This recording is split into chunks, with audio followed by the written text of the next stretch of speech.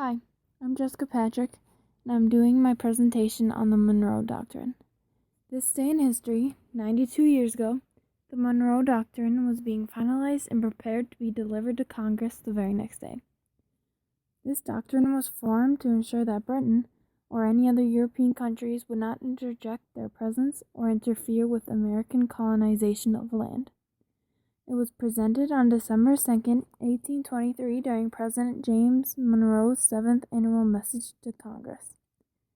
In this image, it is showing a cover of the Monroe Doctrine as published by Edward Everett. His purpose for publishing this doctrine was to make it more well-known around the United States. Most news and information were dispersed to the public through printed media. With a printed copy, the American public could be kept informed of the potential risk of foreign invasion and the determination of our government to protect its citizens. Since it had been less than 50 years since the Revolutionary War and the signing of the Declaration of Independence, our very young country, with its newly acquired freedom, needed to make a strong statement. Independence from domination and the fear of being overthrown were important factors in the creation of the Monroe Doctrine.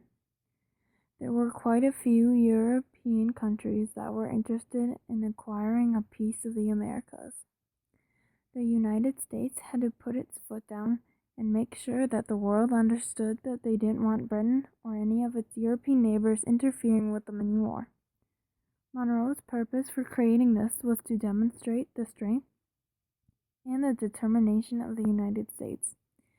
It was a warning to European countries that the United States would not tolerate any further attempts to colonize any part of the American continent.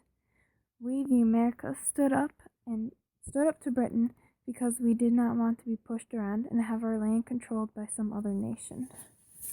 Although I do not have a personal connection to this image, I chose it because the image sends a message of importance to the titled document.